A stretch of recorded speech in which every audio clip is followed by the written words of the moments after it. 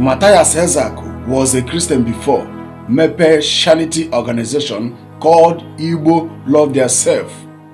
Now, after Matthias Ezeaku pụtara na Christianity, after Matthias Ezeaku rejected Jesus Christ of Nazareth, bazie back to his root, Ekwensu turn that Igbo love theirself as Igbo hate theirself. Because what I'm seeing online today concerning tradition Christianity, what I'm saying that Igbo hate themselves at this point of time now, based on religion now, as I'm talking to you, Igbo hate themselves right now concerning tradition.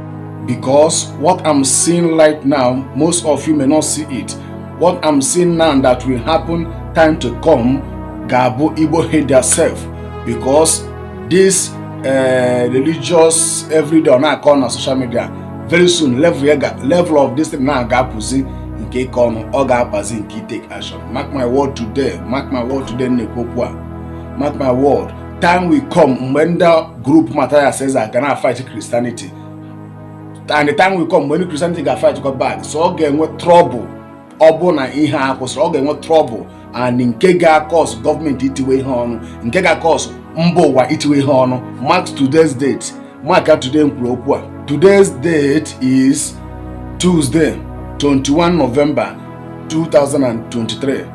21 November 2023. Mark my word. Ọ bụrụ na ndị Igbo afro onwe ha n'anya both in ekpere anụsị na ga church, anyị ejila aka anụ anyị ji na-emove. Mark my word. Echi niile. And nke ihe ga-akọsọ ọgụ a, a man called Matthias Ezeaku bidoro Igbo love theirself. Now, Satan na turn here at Igbo hate theirself. Satan na turn here ka ndị Igbo na ha mụ nwefe, ka ndị Igbo na fight onwefe, ka ndị Igbo na ufu ọbụla onwefe, and who she will come very soon. Ọ bụ na ya take time, ọ bụ na ndị Igbo take time, ọ bụ na ndị Igbo return back to their senses. Ihe a ga cause trouble in future. Mark my word. And it's a very shameful thing to us ndị Igbo. I have the most important thing I gonna fight right now to get ourselves from this wicked bondage, from these wicked leaders. Now, Shani, I now fight ourselves under the name of Ndana Bralonse, Ndana Church. We have no one love in Igbo land. It's a very shameful thing. Naima Wundibu happened the most important thing I got fighting at this Nigeria. I now fight ourselves under the name of religion. It's a very shameful thing to us Igbos. The Lagos State Governor Bekola, one part of Lagos, could use houses of Igbos. And we leave the most important thing I will in Ekumakaya. Now the government, why? They are taking the lands in the Igbo, taking it back from them. We have many things to do in Igbo land, but we leave those things and focus ourselves, fighting ourselves under the name of religion. It's a very shameful thing to us Igbo. This is what Igbo need now. This is the most important thing Igbo need now. But we live to focus our attention in high nature now cause another thing under the name of religion, under the name of Christianity and the tradition. I know causing ourselves trouble, causing ourselves religious war in this country.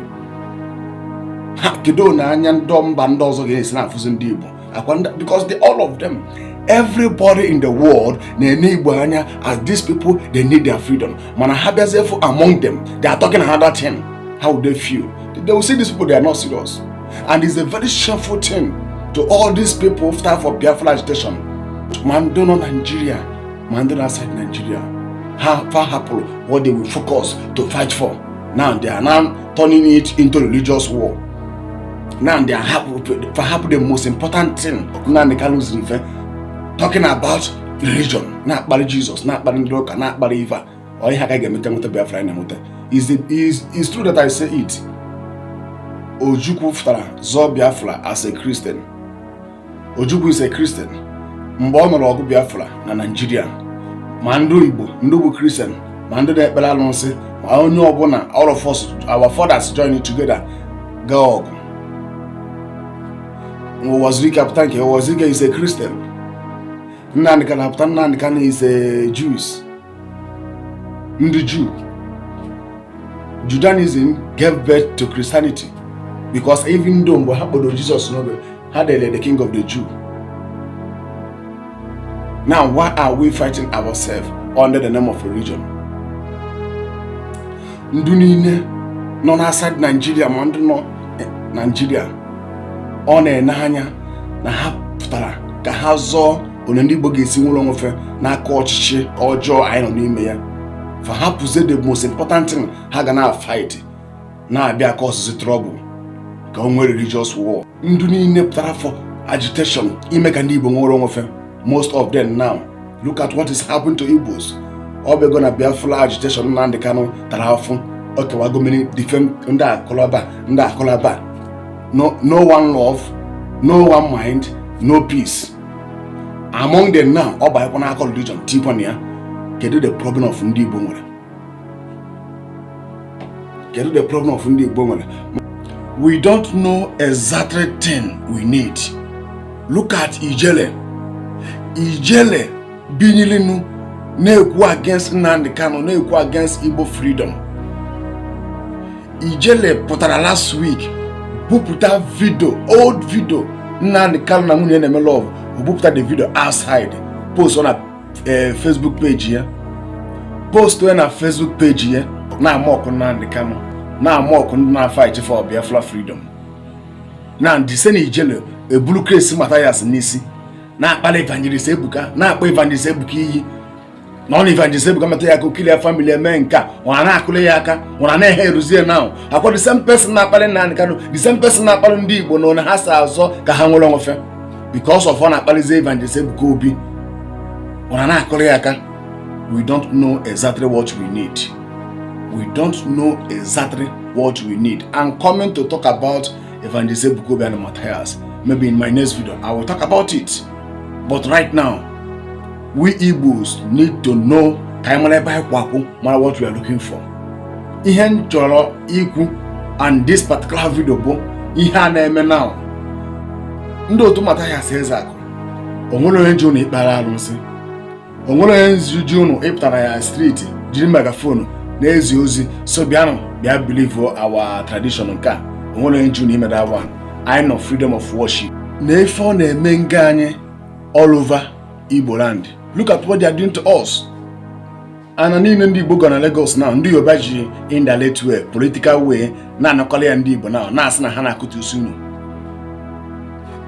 N'ime onwe anyị, I suppose inwe one love and one mind to on a unit.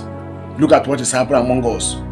Look at what is happening among the Igbos. On our religion, ndị na-ekpere arụsị, ndị na-aga church. Ihe make sense. Ọ bụrụ ya bụ the problem of Igbos.